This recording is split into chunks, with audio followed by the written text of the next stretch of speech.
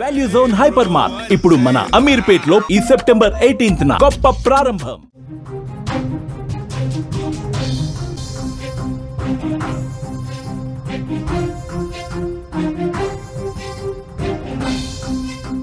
దేశ భవిష్యత్తుకు పునాది కావాల్సిన యువత పరీక్షల ఒత్తిడి తట్టుకోలేక ప్రాణాలు తీసుకుంటున్నారు. నలుగురికి ప్రాణం పోయాల్సిన ఎంబీబీఎస్ విద్యార్థులు మానసిక ఒత్తిడి తట్టుకోలేక మధ్యలోనే తమ జీవితాలను ముగించుకుంటున్నారు. నిన్న ఒక్కరోజే విశాఖ నగరంలోని వేరువేరు ప్రాంతాల్లో 2 వైద్య విద్యార్థులు ఆత్మహత్య చేసుకోవటం తీవ్ర కలకలం రేపింది. గీతం కళాశాలలో చదువుతున్న విస్మాత్ సింగ్, అలాగే ఎన్ఆర్ఐ కళాశాలలో చదువుతున్న శివాని జ్యోత్స్న అనే 2 విద్యార్థులు తమ ప్రాణాలు తీసుకున్నారు. వీరి ఆత్మహత్యలకు దారితీసిన కారణాలు భిన్నంగా ఉన్నప్పటికీ పరీక్షల ఒత్తిడి, మానసిక ఆందోళన ఇలాంటి అంశాలు ప్రధానంగా కనిపిస్తున్నాయి. హిమాచల్ ప్రదేశ్కు చెందిన 20 ఏళ్ల విస్మాత్ సింగ్ గీతం వైద్య కళాశాలలో ఎంబీబీఎస్ ఫస్ట్ ఇయర్ చదువుతున్నాడు. బుధవారం ఉదయం కళాశాల భవనంపై నుంచి దూకి ప్రాణాలు తీసుకున్నాడు. తోటి విద్యార్థులతో ఎంతో కలివిడిగా ఉండే విస్మాద్ ఇలా సూసైడ్ చేసుకోవటం అందరినీ షాక్కి గురి చేసింది. విస్మాద్ తన గదిలో రాసిన సూసైడ్ నోట్లో ఈ లోకంలో నేను బతకలేను, ముందు వెనక బురదే, నాకు ఇంకొక జన్మ వద్దు అంటూ పేర్కొన్నాడంటే ఈ వ్యాఖ్యలు అతని మానసిక వేదనను, జీవితం పట్ల అతని నిరాశను చాలా స్పష్టంగా కనిపిస్తోంది. పోలీసులు మృతదేహాన్ని స్వాధీనం చేసుకుని అతని తండ్రి ఫిర్యాదు మేరకు కేసు నమోదు చేశారు. ప్రస్తుతం పోలీసులు విస్మాద్ చనిపోవటానికి గల కారణాలు తెలుసుకునే పనిలో ఉన్నారు. కానీ ఆ సూసైడ్ నోట్లో మొత్తం జీవితం అంధకారం అయిపోయింది, ఇక జీవితం లేదు, ముందు చూసినా వెనక చూసినా అంతా బురదే కనిపిస్తోంది, నాకు అసలు ఇంకో జన్మ కూడా వద్దు అంటూ అతను సూసైడ్ చేసుకున్నాడంటే పరిస్థితి ఏ విధంగా ఉందో అర్థమవుతుంది. అతను మానసిక వేదన స్థాయి ఏ రకంగా ఉందో అర్థమవుతుంది. ఎంత మానసిక క్షోభ అనుభవించాడో అర్థమవుతుంది. అంటే చదువు మీద ఒత్తిడి ఎక్కువగా అయిపోయి ఈ విధంగా చేశాడా, వేరే కారణాలు ఏమైనా ఉన్నాయా? ఈ సూసైడ్ నోట్లో కూడా ఒకసారి పరిశీలిస్తే ఇతను నిజంగా రాసిందేనా, లేకపోతే బలవంతంగా ఎవరైనా రాయించారా, ఇది సూసైడా కాదా అనేది కూడా చాలామంది అనుమానపడుతున్నటువంటి విషయంగా కనిపిస్తుంది. ఎందుకంటే ఫ్రెండ్స్తో చాలా కలివిడిగా ఉంటాడు, చాలా సరదాగా ఉంటాడు. ఇలాంటి విస్మాత్ సూసైడ్ చేసుకొని చనిపోవటం ఏంటని చాలామంది క్వశ్చన్ చేస్తూ ఉన్నారు. కాబట్టి పోలీసులు ఇన్వెస్టిగేషన్లో వాస్తవాలు బయటకు వస్తాయి. అనకాపల్లి జిల్లాకు చెందిన 21 ఏళ్ల శివాని జ్యోత్స్న కూడా నిన్ననే ప్రాణాలు తీసుకుంది. తగరపు వలసలోని ఎన్ఆర్ఐ వైద్య కళాశాలలో ఎంబీబీఎస్ ద్వితీయ సంవత్సరం చదువుతున్న శివాని మొదటి సంవత్సరంలో కొన్ని సబ్జెక్టులో ఫెయిల్ అయింది. ఆ పరీక్షలు తిరిగి రాయటానికి ఆమె 2 రోజుల కిందట విశాఖలోని మేనమామ ఇంటికి వచ్చింది. బుధవారం రాత్రి వాకింగ్ కోసం మేడపైకి వెళ్లిన శివాని 5 అంతస్తుల భవనం మీద నుంచి దూకేసింది. ఈ ఘటనలో ఆమె తీవ్రంగా గాయపడింది.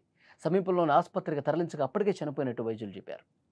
చదువులో ఒత్తిడి పెరిగిపోతుంది, పరీక్షల్లో ఫెయిల్ అయిపోతున్నాం, 10 మంది పరువు పోతోంది, ఇలాంటి ఆలోచనలు యువతకు ఎక్కువైపోయినాయి. పరీక్షలు ఫెయిల్ అయిపోతే మళ్ళీ రాసి మళ్ళీ పాస్ అవ్వచ్చు, మళ్ళీ బాగా చదివి మళ్ళీ పాస్ అవ్వచ్చు, అంతే తప్పించి ఎవరో ఏదో అనుకుంటారనో, లేకపోతే ఇది ఒత్తిడిని మైండ్లోకి తీసుకుని ఈ విధంగా ప్రాణాలు తీసుకుంటే సమస్యకు పరిష్కారం అవుతుందా? ఇంట్లో ఉన్న వాళ్ళ పెద్దలు, తల్లిదండ్రులు మన మీద ఎన్ని హోప్స్ పెట్టుకుని ఉంటారు, మన జీవితం బాగుండాలని చెప్పి వాళ్ళు ఎన్ని కలలు కని ఉంటారు, ఆ కలల్ని, ఆశల్ని ఈ విధంగా నీరు గారిపోతాయి కదా. వాళ్ళ మీద పెట్టుకున్నటువంటి ఆ ప్రేమ ఈ విధంగా ప్రాణాలు తీసుకుంటే ఇది కరెక్టేనా? సో దీని మీద యువత అందరూ కూడా మరొకసారి ఆలోచించాల్సిన అవసరం ఉంది. శివాని తండ్రి టాంజానియాలో పనిచేస్తూ కుటుంబాన్ని పోషిస్తూ ఉన్నాడు. ఈ 2 ఘటనలో ఒక్కసారి మనం ఆలోచిస్తే విద్యా వ్యవస్థలో పెరుగుతున్నటువంటి పోటీ కావచ్చు, తల్లిదండ్రుల ఆకాంక్షలు విద్యార్థులను తీవ్రమైన ఒత్తిడికి గురి చేస్తున్నాయి అని సూచిస్తున్నాయి. కోరుకున్నటువంటి మార్కులు రాలేదనో, పరీక్షల్లో ఫెయిల్ అయ్యామనో, ఇలాంటివన్నీ మానసికంగా కుంగదీస్తున్నటువంటి పరిస్థితి ఉంది. కానీ ఇటు స్టూడెంట్స్ని, ఇటు కాలేజీల్లో ఫ్యాకల్టీ కావచ్చు, చదువు చెప్పేవాళ్ళు కావచ్చు, ఇంట్లో ఉన్న పేరెంట్స్ కావచ్చు, వాళ్ళలో ఒక భరోసాను నింపే ప్రయత్నం చేయాలి. వాళ్ళతో ఒక ఫ్రెండ్లీ అట్మాస్ఫియర్ క్రియేట్ చేయాలి. ఇప్పుడు కాకపోతే నెక్స్ట్ రాసుకోవచ్చు. ఈ పరీక్షలు ఫెయిల్ అయితే ఇదే జీవితం కాదు, మళ్ళీ ఇంకొకసారి మనం అటెంప్ట్ చేయొచ్చు, మళ్ళీ పాస్ కావచ్చు. ఒక్క సబ్జెక్టు ఫెయిల్ అయినంత మాత్రాన, ఇప్పుడు ఒక్క సబ్జెక్టు మీద నీకు పట్టు రానంత మాత్రాన నువ్వేమీ జీవితాన్ని కోల్పోవాల్సినటువంటి అవసరం లేదు. మీకు అండగా మేమున్నాం. మీకు భరోసా కల్పించే ప్రయత్నం చేస్తాం. నువ్వు ధైర్యంగా ఉండు. ఇంకొకసారి రాయి. ఫెయిల్ అయితే మళ్ళీ రాయి. మళ్ళీ రాయి. విజయం సాధించవచ్చు. ఇలాంటి ఆత్మస్థైర్యాన్ని ఇవ్వాల్సినటువంటి అవసరం ఉంది. కానీ ఈ మార్కుల గోల్లో పడిపోయి ఎవరో ఏదో అనుకుంటారు, మన పరివేయం కావాలి, ఈ విధంగా నువ్వు చదువు మీద దృష్టి పెట్టకపోతే ఎట్లా, ఇలాంటి నెగిటివ్స్ అనేది మానసికంగా వాళ్ళని కుంగదీస్తాయి. ఎందుకు ఈ బతుకు, ఎందుకు ఈ జీవితం అనే విధంగా ప్రేరేపిస్తాయి. కాబట్టి మన ఇంట్లో ఉన్న వాళ్ళని, మనం చదువు చెప్పేవాళ్ళని, మన పిల్లల్ని మనం ఒక కంట కనిపెడుతూ ఉండాలి. వాళ్ళలో ఒక ధైర్యం కల్పించే ప్రయత్నం చేయాల్సినటువంటి అవసరం ఉంది. ఈ పరిస్థితుల్లో విద్యార్థులకు సరైన కౌన్సిలింగ్ అవసరం, మానసిక మద్దతు అవసరం. గీతం ఎన్ఆర్ఐ వంటి ప్రతిష్టాత్మక కళాశాలల్లో ఇలాంటి ఘటనలు జరగటం విద్యా సంస్థలపైన, సమాజం మీద కూడా తీవ్రమైన ప్రశ్నలను లేవనెత్తుతోంది. ఈ విషాద ఘటనలపై పోలీసులు, విద్యాశాఖ ఉన్నతాధికారులు దృష్టి పెట్టాలి. ఇలాంటివి మళ్ళీ జరగకుండా చర్యలు తీసుకోవాల్సిన అవసరం ఉంది. ఈ పరిస్థితి మారాలి అంటే యువతకు సరైన మార్గదర్శకత్వం, మానసిక బలం అవసరం అనేది గుర్తు చేస్తోంది. సో డెఫినెట్గా ఇలాంటి ఘటనలు జరగడం అనేది బాధాకరం. సూసైడ్ నోట్లో కనిపిస్తోంది. వాళ్ళ మానసిక ఆవేదన ఏ విధంగా ఉంది.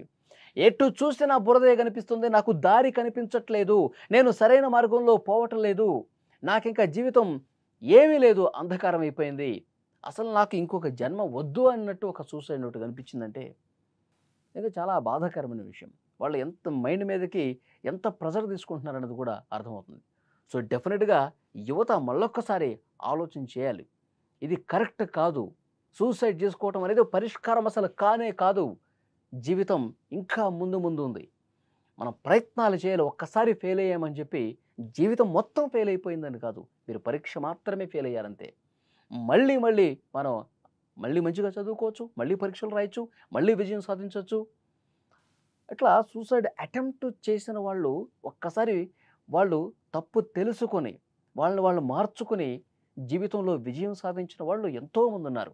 వాళ్ళు ఒక్కసారి తమ గతాన్ని గుర్తు చేసుకుని, అరే నేను ఆ రోజు పిచ్చి పని చేశానే, నేను సూసైడ్ అటెంప్ట్ చేశానే, అది కరెక్ట్ కాదు అని వాళ్ళకి అనిపిస్తుంది. గతం తాలూకు జ్ఞాపకాలు గుర్తు చేసుకొని బాధపడ్డ వాళ్ళు కూడా చాలామంది ఉన్నారు. సో డెఫినెట్గా యువత మారాలి. యువత ఈ మైండ్ మీద తీసుకున్నటువంటి ప్రెజర్ని అనేది అలా తీసుకోకూడదు. జీవితం అనేది ఇంకా ఉంది, ఇంకా అందమైన జీవితం ముందు ఉందని చెప్పి ఇంట్లో ఉన్న వాళ్ళు కావచ్చు, కాలేజీలో ఉన్న వాళ్ళు కావచ్చు, వాళ్ళని ఒక గైడ్ చేయాల్సిన అవసరం ఉంది. మానసిక స్థితిని వాళ్ళని మార్చాల్సినటువంటి అవసరం ఉంది. వాళ్ళు ఒక ధైర్యం తీసుకురావాల్సినటువంటి అవసరం ఉంది. యువత ఈ మార్పు రావాలని చెప్పి మనం కూడా కోరుకుందాం.